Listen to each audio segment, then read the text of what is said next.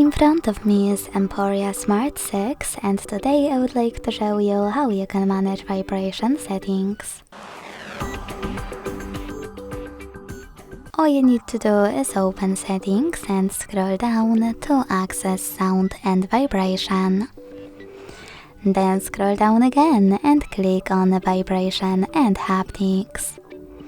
Now tap on all of those switches next to all of those features to enable or disable haptic feedback for them. You can also disable or enable all of them at once by clicking on this switcher next to Use Vibration and Haptics.